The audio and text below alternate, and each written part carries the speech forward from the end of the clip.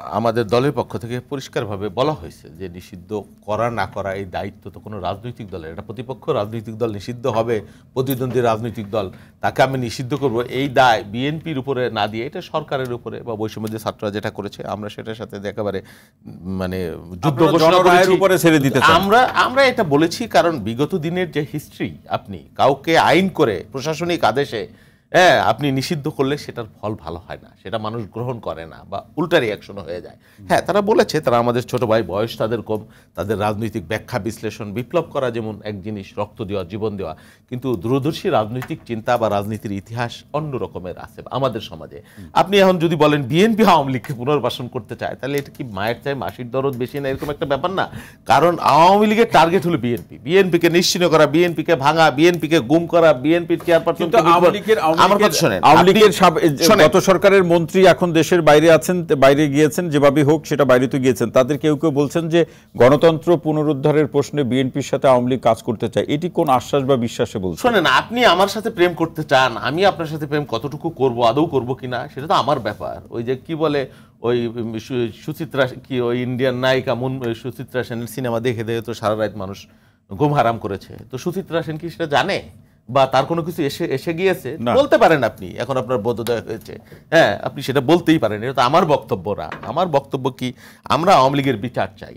আমরা বলেছি যে এটা জুডিশিয়াল প্রসেসের মধ্য দিয়ে হলে ভালো, বা এটা জনগণের একটা ইসের মধ্য দিয়ে হলে সেটা সাস্টেইনেবল হয়, না হলে এটাকে মানুষ ওইভাবে গ্রহণ করে না। হ্যাঁ, সেটাই আমাদের বক্তব্য। শোনে, জুডিশিয়াল প্রসেসের মধ্যে দিয়ে হলো সেখানে আপনাদের সহযোগিতা থাকবে।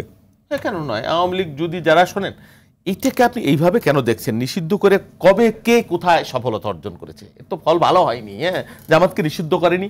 আপনি একটা সুন্দর নির্বাচনের, আমি বিশ্বাস করি কম্বলের লোম বাঁচলে আর আওয়ামী লীগ থাকে না।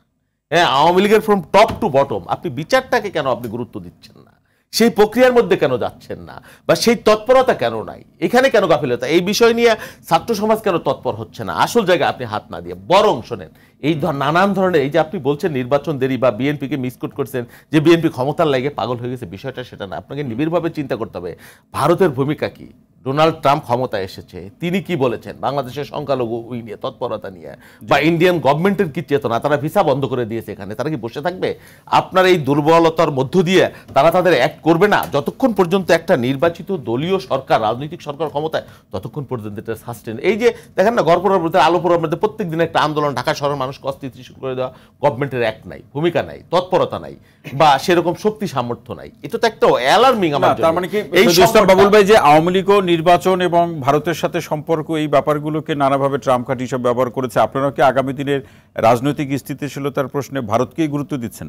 কেন ভারতকে আমরা গুরুত্ব দিচ্ছি? ভারতকে আপনি অস্বীকার করবেন কিভাবে? আমার চার দিক দিয়ে ভারতের একটা বাস্তবতা, হ্যাঁ, সেই হিসাব আপনার করতে হবে না, বুঝতে হবে না? আপনি ভারতের সাথে যুদ্ধ ঘোষণা করে দিবেন? ভারত, হ্যাঁ, বিগত দিনে হাসিনা যেটা করেছে একেবারে জি হুজুর, মোদির আর কলোনি বানাই ফেলছে বাংলাদেশকে, সেই বাস্তবতা আমরা কেন মেনে নেব? আমাদের যেগুলো অমীমাংসিত আছে সেই বিষয়ে আমরা আওয়াজ তুলবো, সেই বিষয়ে আমরা দাবি করব, সেই বিষয়ে আমরা প্রতিবাদ করব। প্রফেসর ইউনূস যেটা ন্যায্যতার ভিত্তিতে লড়াইটা আপনারা করতে পারবেন কিনা, সেটা অনেকের প্রশ্ন। পাপেট গভর্নমেন্ট তারা বসিয়ে রাখবে, তাদের একটা স্বপ্নভঙ্গ হয়ে গেছে হাসিনা চলে যাবার পরে, সেই বাস্তবতা মেনে নেয়। তার মানে আমি এই না যে ভারতের সাথে আমাকে যুদ্ধ ঘোষণা করে দিতে হবে। আপনাকে প্র্যাকটিক্যাল বাস্তবতাও সবকিছু চিন্তা করতে হবে। চেক অ্যান্ড ব্যালেন্স, কূটনীতি কী হবে সেটাও আপনাকে বুঝতে হবে। সেই জন্যে আপনি জাতি রাষ্ট্র হিসেবে এই সময়টা কিন্তু খুব ক্রিটিক্যাল সময়, এই কথাটা আপনাকে মাথায় রাখতে হবে। এখন এই সময়টা নানান ধরনের স্পেকুলেশন আছে। এখন কেউ কেউ যদি বলে, এইভাবে ব্যাখ্যা করছে, এই যে নাগরিক আন্দোলন যে বক্তব্য দিচ্ছে, যে যতক্ষণ পর্যন্ত আপনি রাজনৈতিক দল না করবেন বা শক্তিশালী না হবে, নির্বাচনে অংশগ্রহণ না করতে পারবেন, সেই সুবিধা অর্জন না করতে পারবেন, ততক্ষণ পর্যন্ত আপনি নির্বাচন আপনি দিবেন না, দিতে চান না। এরকম স্পেকুলেশন হতে, একটু আগে একটা আলোচনায় গেলাম, সেখানে একজন সাংবাদিকই বললেন যে সেই রকম চিন্তাও তো আছে। আমি চিন্তা করি ছাত্ররা আমাদেরকে সূর্য সন্তান, তারা আমাদের বিজয় এনে দিয়েছে, ফ্যাসিবাদ থেকে মুক্ত করে তারা আবার কিং মেকার হয়ে থাক, তারা আবার ওই কিং পার্টি না হোক, এবং যদি হতে হয় তাহলে ছাত্রদের মধ্যে যারা আছে সরকারে তারা বেরিয়ে আসুক, লেভেল প্লেইং ফিল্ড হোক। আমরা তো চাই ও অনেক রাজনৈতিক দল হোক, বিকশিত হোক, উন্মুক্ত ময়দান, সকলে আমরা প্রতিযোগিতা করি। তারা যে ছাত্র সমাজের কথা বলছে, তারা যে ভালো ভালো কথা বলছে, তারা আমাদের সংস্কার করে দিবে, তারা আমাদের উন্নয়ন করে দিবে, তারা ফ্যাসিবাদ আসতে দিবে না, এটা তো আমাদেরও বক্তব্য।